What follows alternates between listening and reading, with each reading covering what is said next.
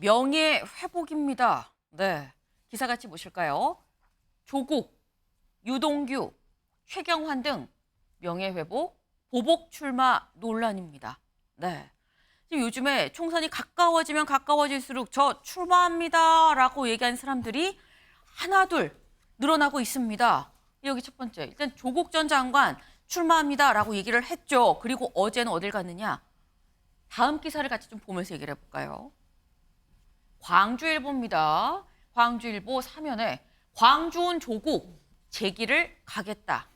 조국 전 장관 광주 5.18 민주화 묘지를 찾았습니다. 그 모습 같이 보고 오시죠.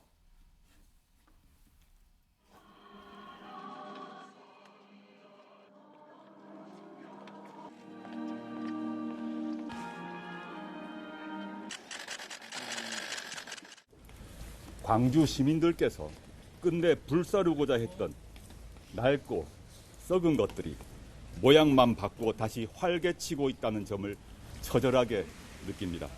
그동안 세상을 대하는 저의 의지는 추상적이고 막연했습니다. 광주 시민의 정의로운 열망을 가슴에 품겠습니다. 무도하고 무능한 검찰 독재 정권과의 싸움에 맨 앞에 서겠습니다. 네, 검찰 독재 정권의 싸움에 제일 앞에 선봉장이 되겠다라고 얘기를 했습니다. 근데 지금 보신 모습은 지금 이제 민주화 묘지에 참배를 한 그 모습인데 광주를 갔죠. 근데 저희가 영상에서 지금 열심히 잡힌 게 있나 찾아봤는데 그걸 찾지 못했어요. 근데 장현주 변호사님 보니까 광주에 간 조국 전 장관을 마중 나온 사람이 또 민주당의 민형배 의원이 있었습니다. 광주가 또 지역구죠. 물론 지역구니까 내 지역에 왔으니까 또 마중 나간 걸 수도 있긴 합니다만 불과 어제였나요? 그제였나요? 지금 진보연대 총괄하는 박홍근 의원은 우리는 확실하게 같이 안 갑니다라고 선을 걷거든요. 박홍근 의원도 친명이에요. 그리고 민형배 의원도 친명이죠. 뭐 굳이 하면 찐명일 수도 있습니다만 친명인데 민형배 의원은 반기고 박홍근 의원은 선을 그었거든요. 어떤 분위기인 겁니까? 사실 뭐 박홍근 의원이 하신 말씀은 결국에는 이제 통합 비례정당을 만들어가는 과정 속에서 뭐 이른바 조국 신당이 함께 연합할 수 있느냐 뭐 이 가능성에 대한 말씀을 주신 거라고 봐야 될 것 같은데 네. 일단 민영배 의원이 저곳에 뭐 함께 참석을 하신 부분에 대해서는 또 개인적인 인연도 고려돼야 될 것 같습니다. 문재인 정부 청와대에서 같이 근무했던 인연이 또 있거든요. 그렇기 때문에 본인의 또 개인적인 인연 그리고 광주가 지역구인 의원이었기 때문에 네. 여러 가지 상황 속에서 뭐 조국 전 장관 어떤 행보에 같이 동참해 준 것으로 봐야 될 것 같은데요. 뭐 저런 행사에 참석을 했다라고 해서 바로 뭐 민주당의 선거 연합에 찬성했다라고까지 확대 해석하기는 좀 곤란할 것 같습니다. 다만 조국 전 장관이 이제 신당을 창당하게 되고 그 신당이 뭐 민주당과 이 총선에서 연합할 수 있느냐 이 가능성에 대해서는 이재명 대표의 발언을 좀 참고하면 될 것 같은데 이재명 대표도 계속해서 국민 눈높이를 강조하고 있거든요. 네. 또한 박홍근 의원도 계속해서 이 부분에 대해서는 대상이 아니다라고 어느 정도 선을 긋고 있기 때문에 네. 결국에는 민주당 입장에서는 여러 가지 상황들을 종합적으로 봐야겠지만 일단 첫 번째로는 통합 비례 정당을 만들게 된다라고 한다면 또 다른 진보 정당들도 함께 하게 될 텐데 다른 진보 정당들의 의사도 또 타진을 해봐야 되는 문제가 있고요. 또 한 가지는 또 중도 외연 확장의 문제에서 과연 전략적으로 봤을 때 중도층 표심에 도움이 될지 이 여부까지도 함께 종합적으로 고려를 해야 될 것으로 보입니다. 네. 지금 말씀을 뭐 일단은 개인적인 인연도 민영배 의원과 조국 전 장관이 좀 있었기 때문에 그런 측면이 있지 않았겠느냐라고 말씀을 하셨는데 관련해서 또 다른 친명으로 분류가 되는 의원이죠. 특히 친명 중에서도 좌장으로 분류되는 사람입니다. 정성호 의원의 얘기를 들어보고 오시죠. 개인적으로는 조국 전 장관과 그의 가족들이 그들의 한 행위에 비해서 겪는 고통이 훨씬 크다고 보고 있습니다. 안타깝지만 이건 어쨌든 사법적인 절차니까 거기에 집중하셔야 되고 본인도 지금 항소심에서 2년형이 선고되어서 상고심에 가 있지 않습니까? 과연 본인이 정당을 설립해 갖고서 출마하는 게 과연 바람직한 건지 한번 고민해 주길 좀 부탁드리고 있고요. 이번 총선은 거의 역사적 분기점에 해당될 만큼 중요한 시점이기 때문에 가능한 모든 힘을 다 합쳐야 하고 이런 단합과 이제 연대의 가장 중요한 기준은 역시 우리 국민들의 눈높이라는 생각이 듭니다. 국민들의 눈높이에 맞게 또 윤석열 정권을 최대한 심판할 수 있도록 거기에 맞춰서 최선을 다하도록 하겠습니다. 네. 정성호 의원은 출마가 바람직한지 다시 한번 좀 생각해 보면 좋겠다라고 얘기를 했고요. 이재명 대표는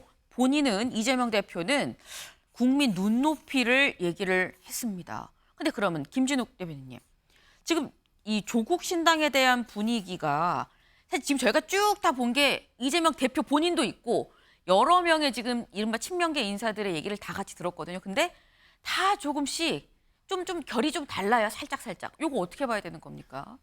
뭐 지금 보신 그대로예요. 네. 여러분들이 다양한 의견을 당내에서 갖고 있다 이렇게 보시면 될 것 같습니다. 일단 조국의 강을 건너기 위해서 지난 몇 년 동안 노력해왔던 당을 중심으로 본다면 네. 당연히 정성호 의원처럼 이번에 조국 신당을 만드는 거는 좀 자제해 주시면 좋겠다라는 의견을 가질 수도 있습니다. 네. 또 한편으로 보면 지금 조국 그 전 장관이 신당을 창당하면서 가지고 나온 기치가 이 무도한 검찰 독재 정권과의 싸움에서 내가 선봉장에 서보겠다라는 네. 거잖아요. 네. 근데 민주당이 지금 같은 얘기를 하고 있어요.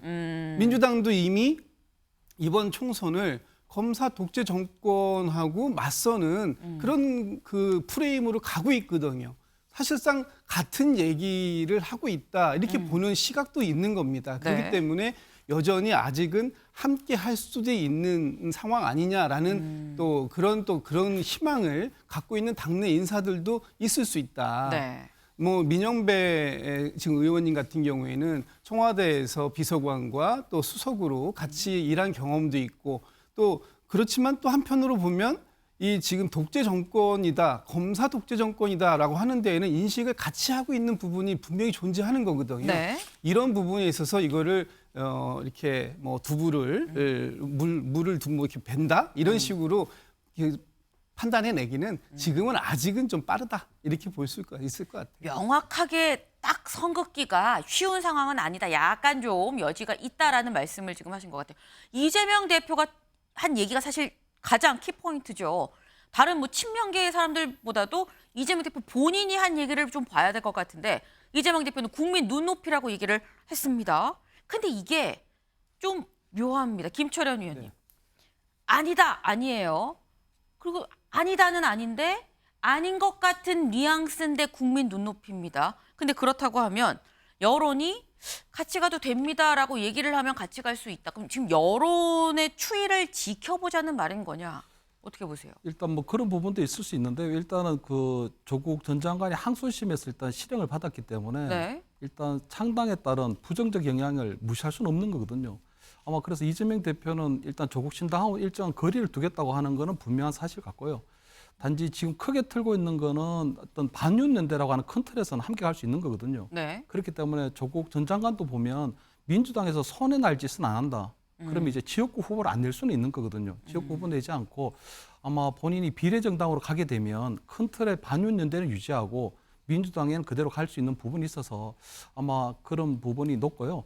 두 번째는 지금 뭐 민주당 내부의 분위기가 워낙 살벌해서 다 친명으로 위장해 있지만 사실 엄밀히 보면은 민주당은 우리 친문이 주류거든요. 주류 세력은 친문이었습니다. 왜냐하면 지금 뭐 2012년 때, 16년, 20년 그러니까 19대, 20대, 21대 3개 총선에 있어서 공천의 영향력을 행사한 사람은 문재인 전 대통령 딱 한 명이거든요. 그래서 2012년 때는 대권 주자로, 2016년 때는 당 대표로서, 그리고 2020년에는 대통령으로서 공천의 영향력을 행사하면서 나름대로 민주당의 큰 틀은 지금 주류가 지금 친문으로 돼 있기 때문에 아마 그 친문 내 그리고 또 민주당 내의 어떤 조국 전 장관에 대한 어떤 동정론 그리고 이번에 조국 전 장관이 문재인 전 대통령 예방했을 때 네. 보여줬던 그런 모습들이 아마 이재명 대표 입장에서도 무시할 수는 없을 겁니다. 그래서 아마 지금 굉장히 뭐 이재명 대표 입장에서 볼 때는 본인이 당권은 쥐고 있지만 아직까지 뭐 친노, 친문 그다음에 이 친명으로 완벽하게 돼 있는 상황은 아니거든요. 이 당이 미완성 상태이기 때문에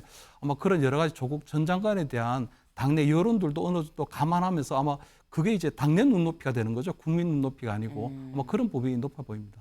네. 지금 일단 뭐 명확하게 손을 잡는 것도 아니고 안 잡는 것도 아니고 약간 애매한 상황인데 이 애매한 상황이 또 총선까지 갈 수도 있긴 합니다. 조국 전 장관 민주당의 약간 이런 묘한 분위기에 대해서 뭐라고 얘기했는지도 같이 들어보시죠. 박홍근 의원님 그리고 민주당의 그런 입장 충분히 이해합니다. 그렇지만 저는 뚜벅뚜벅 따박따박 제 길을 가겠습니다. 윤석열 독재 정권을 물리치는 것 그리고 민생과 경제를 회복하는 것 그것에 대해서는 마음이 같을 것이라 생각하고 네, 민주당 입장 이해한다. 하지만 난 뚜벅뚜벅 따박따박 내 길 가겠다라고 얘기를 했습니다. 이렇게 되면 조국 신당이 지난 총선 때 열린민주당의 길을 가게 되는 거 아닐까 하는 생각도 같이 듭니다. 앞으로 아까 국민 눈높이라고 이재명 대표 얘기를 했죠. 국민 눈높이가 어떻게 수위를 맞출지가 관건이겠다라는 생각이 드는데 다음 기사로 좀 넘어가 볼까요? 네, 조국이 신당 띄우자 뇌물 혐의 노웅래도 출마. 네, 어제 다른 사람이 이 한 명이 더 출마하겠다라고 얘기를 했습니다. 누구냐? 노웅래 의원이었는데요. 노웅래 의원의 출사표 직접 얘기를 들어보시죠.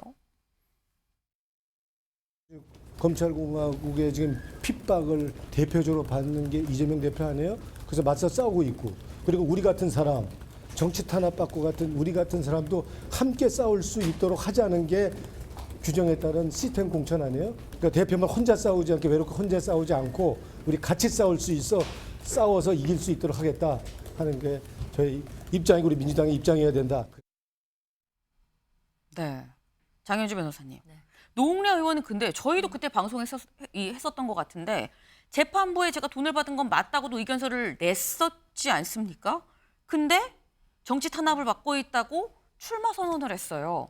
이거 어떻게 봐야 되는 겁니까? 일단 노웅래 의원 입장에서는 네. 자, 본인이 뭐 유죄 확정 판결을 받은 것도 아니고 지금 현재 1심 재판 중이고 나름대로 또 억울한 부분을 또 반박하고 있는 상황이기 때문에 출마가 가능하다라는 판단을 하신 것으로 보입니다. 그리고 민주당 내에는 당연히 시스템 공천이 자리 잡고 있고 당원 당규상의 기준으로 진행이 되기 때문에 1심 재판을 받고 있다라고 하셔도 뭐 그렇다고 해서 공천 신청이 불가능한 상황은 아닙니다.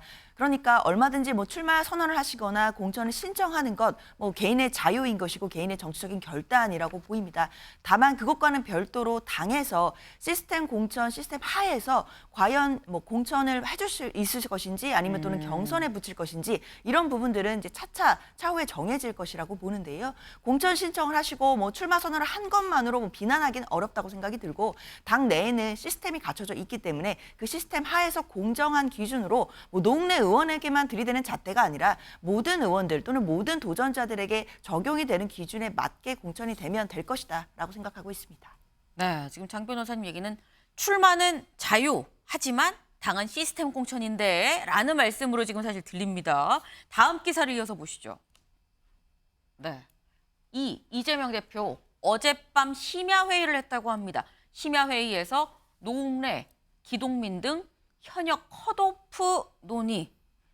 현역 의원들 컷오프를 논의했고 여기서 거론된 사람이 앞서 본 노웅래 의원 그리고 기동민 의원 그리고 여기 볼까요? 재선 기동민 의원과 비례 이수진 의원에 대한 공천 배제 여부도 논의된 것으로 알려졌다라는 겁니다. 네, 지금 기동민 의원과 뭐 비례 이수진 의원의 경우에는 지금 라임 사태 관련해서 기소가 되어 있는 상태죠. 그러다 보니까 노웅래 의원도 지금 기소 상태, 기동민, 이수진 의원도 기소 상태. 그래서 지금 재판을 받고 있는 이런 현역 의원들에 대해선 컷오프 얘기가 오갔다라는 겁니다. 그래서 살짝 약간 옆길로 좀 셀 수 있긴 한데 노웅래 의원, 기동민 의원, 여기서 이수진 의원도 같이 얘기가 나왔죠. 근데 김윤영 대변인님, 네.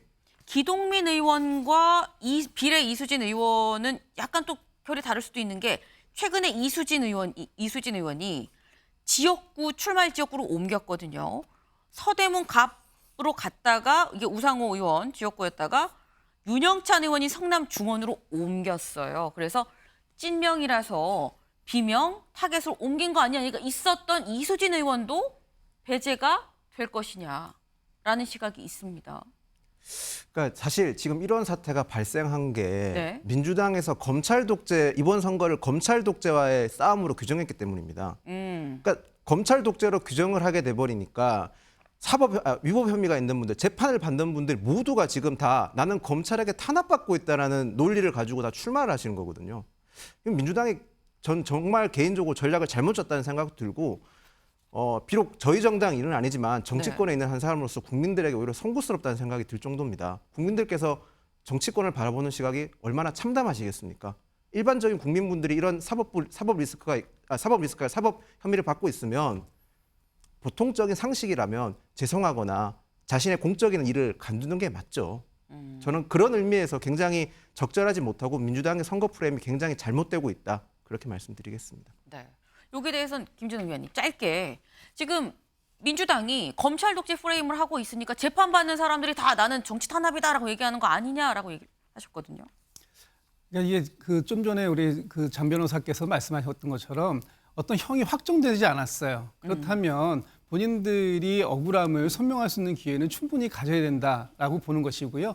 그렇기 위해서 뭐 공천을 신청할 수도 있고 또 본인들이 여러 다양한 활동을 할 수도 있어요. 그런데 지금 이제 여기서 얘기하는 컷오프하고는 조금 결이 좀 다를 것 같고요.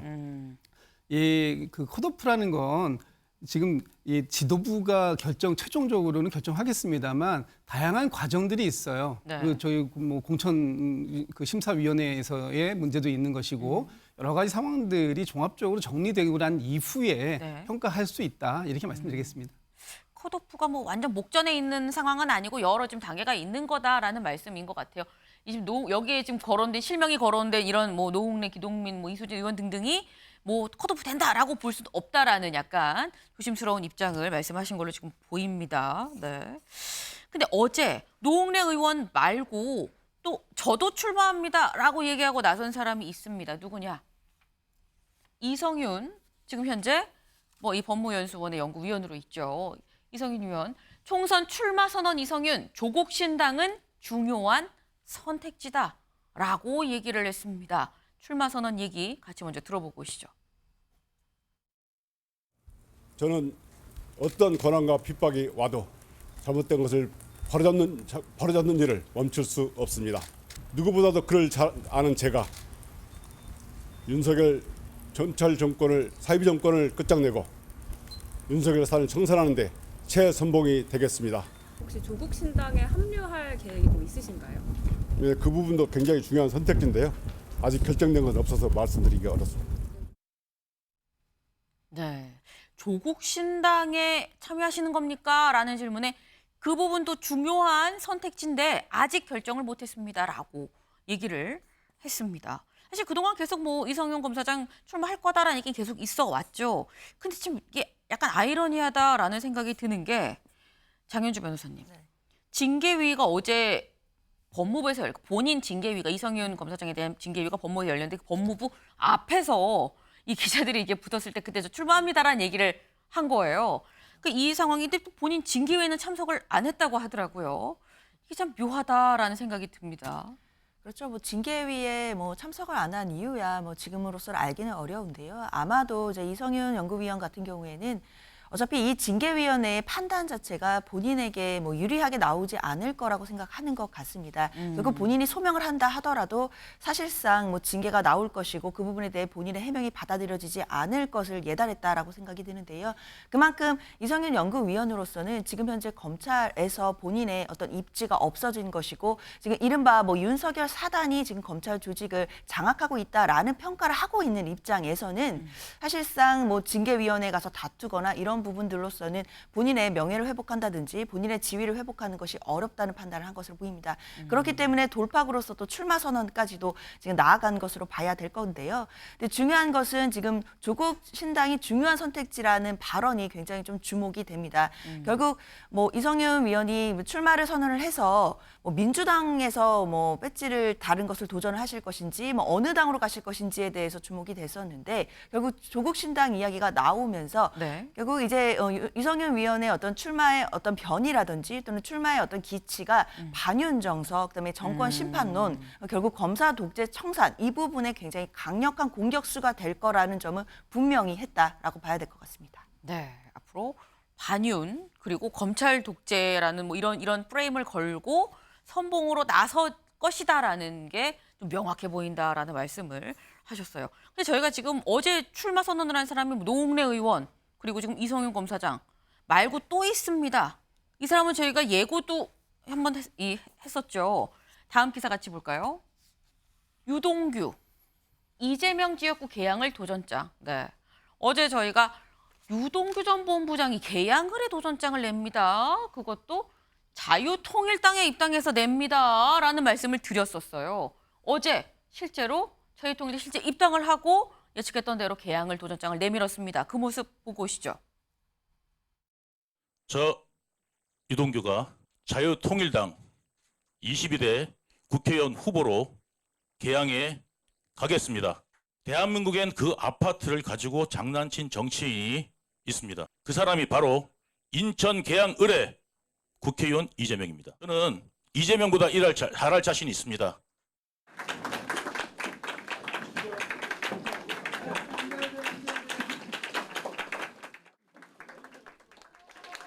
네, 전광훈 목사가 주도하는 지금 이 자유통일당에 입당을 했습니다. 지금 점퍼를 입혀주는 전광훈 목사 모습도 지금 보이고요.